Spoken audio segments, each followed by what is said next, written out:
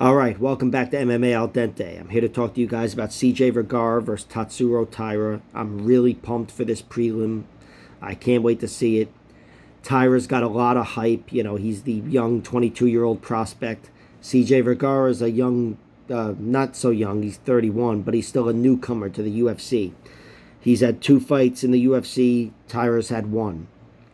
And also, Vergara had a win on the Contender Series, too, for what that's worth.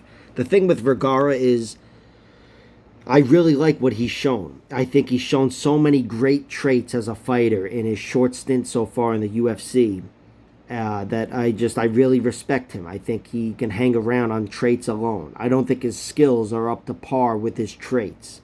You know, I think he's just going to be a really tough. He's a survivor, as he's shown, although I don't know about this fight, but generally he's shown survivability, grit, tenacity, cardio, submission defense, and a chin, of course. He was submitted once 4 years ago by a guy named Devin, I think. I don't know, but I never heard of the guy. Wasn't able to see the fight, but it was a rear naked choke early in round 1, and that was in 2018. So that's not the prettiest look for his record, but you know, from what I've seen from the guy inside the UFC, he's really delivered. He's a guy that is 1-1, as I said, but even that one win over Clayton Rodriguez is largely perceived to be a robbery. I mean, almost unanimously perceived to be a bad decision. And look, it went his way because the guy fights hard in every round. You know, he doesn't stop fighting. And he showed in that fight and in the O'Day Osborne fight and in the Bruno Correa fight, his Contender Series fight, to have effective knees to the body. They're sneaky, but that's what hurt O'Day early in round 3. That's what hurt Clayton Rodriguez early in round 3, and that's what finished Bruno Correa early in round 1 in the Contender Series. So I think that's cool that those knees to the body have come up big for him in his 3 most high-profile fights, and he's 2-1 because of them.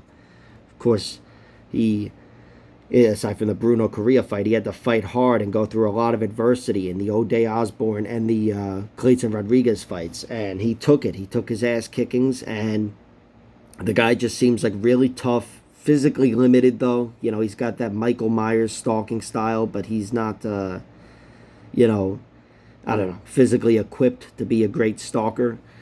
And you know, he will get pieced up by bigger guys, rangier guys. And I think this will be a case where he gets pieced up by Tatsuro Taira. But if he doesn't stop fighting and he doesn't get put down and he starts tightening that gap and slowing that movement of Taira, by the end of this fight, if it's a dirty fight, I would expect CJ Vergara at 31 to be the perfect type of opponent to tame the 22-year-old. Because as good as the 22-year-old Taira's looked, he's fought 15 minutes, hard 15 minutes in the UFC at this point and outside the UFC.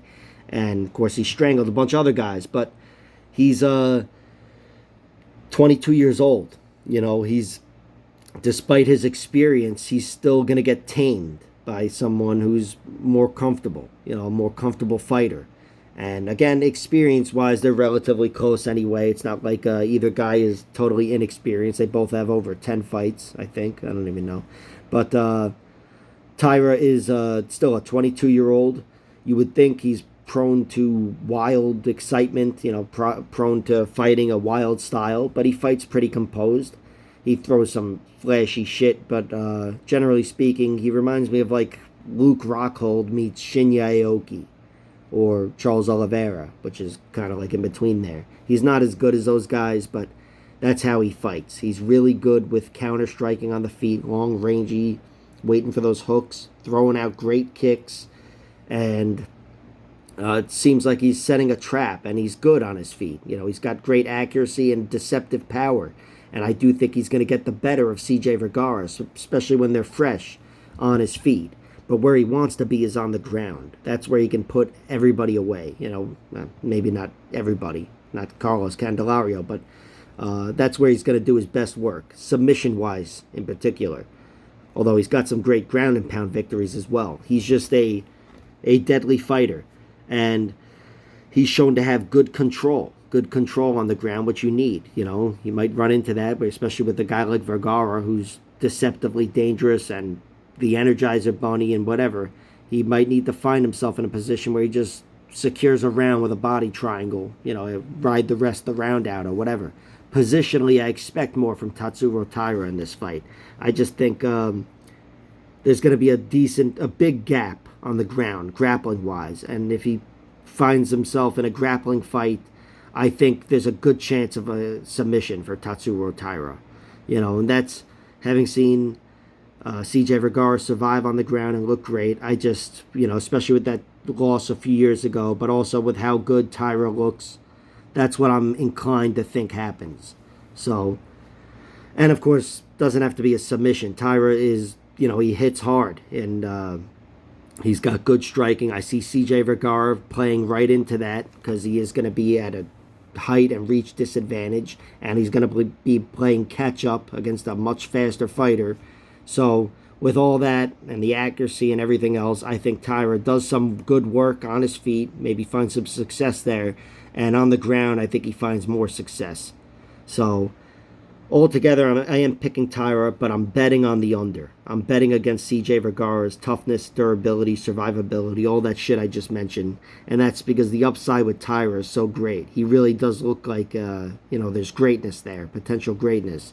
So that's what I'm betting on. You can get the under at plus 165. That's under 2.5 rounds.